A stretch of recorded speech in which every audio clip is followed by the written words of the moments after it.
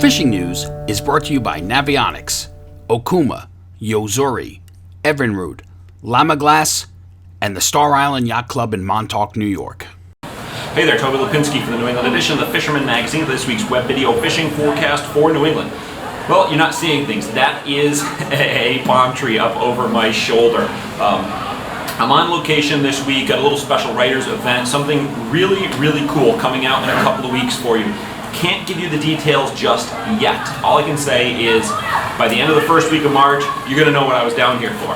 Until then, I got to keep it under wraps. About all I can say is got in a little fishing today, which has nothing to do with the announcement, but just like to talk about that. Knocked a couple of new fish off of my bucket list. Got a couple of little barracuda. Got a snook, which was really cool. Some sort of little mangrove snapper kind of a guy. Saw a bunch of other fish, saw a bunch of jacks, mullet, a whole bunch of cool stuff. So pretty interesting nonetheless, but that's not what you're here for today. Video report.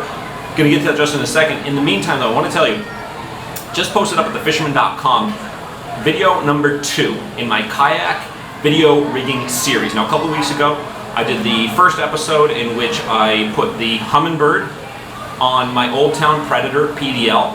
Guys from Black Hall Outfitters helped me out on that, Hydra Concepts, Yak Attack, and so on. Well, this one is all just about toys and accessories on the kayak. So really got a lot of stuff coming at you from our buddies over at Yak Attack. So check that video out right now. There's gonna be a third one coming in a couple of weeks too. But so number 2 is up, talking about all the accessories from Yak Attack. Let's see, move along. I want to thank everyone who came out this past weekend for the all-new Connecticut Fishing Outdoor Show at Mohegan Sun Casino, especially those who came out and checked out my seminars on Friday and Saturday. Thank you very much. It was the first year of the show, but I gotta say, it was awesome, an awesome event, excuse me. Everyone that I spoke to, vendors, attendees, everyone, no one had anything bad to say. Great show, great attendance. Hopefully we can continue in 2021 because we had a great time, so let's see. Obviously, I'll keep you posted for that. But right now, coming up this week, we got another show, the Springfield Sportsman Show. That's February 21 to 23, taking place, of course, at the Big E Fairgrounds. You can find us at our usual spot. That's booth number 402. We're gonna have all the great giveaways to go with your subscriptions, from fish bites and Savage gear. Of course, the 3R stickers. We've got a ton of those. Sold a lot of them this past week, and thank you very much to everyone who has purchased stickers, bought stickers so far, has become a part of the Northeast Tag Study team. I'm not even sure where we're at. I know we're over $5,000 just from the stickers alone, which will buy us another tag. We got some big time corporate sponsorship going on with it, so thank you to everyone, whether you've done $10 or $10,000. Of course, you get the details on this right now at thefisherman.com. You can purchase more stickers there as well. Let's see, fishing wise, I talked to a lot of people over the weekend, of course, at the show, and everybody was kind of in the same boat. We had that good cold snap over the weekend that kicked through Connecticut, which gave us a little tease. I saw a bunch of skim ice, but no one locally has any fishable ice along the shore. You go inland, you can find it, but you've got to travel quite a ways. But I'll get to that in just a second. Cod boats, a lot of talk on cod fishing. Was kind of blown out for the last week and a half or so. I know as I was down here, a couple boats were planning to get out. I heard we're supposed to have some good, or somewhat decent weather coming into the weekend, so if you want to get out and cod fish. I know a couple of boats that did sail last week were able to pick up some fish. So if you want to fish this weekend, of course, check your favorite boat of choice and see what they've got going on. We got a pair of video contributors this week.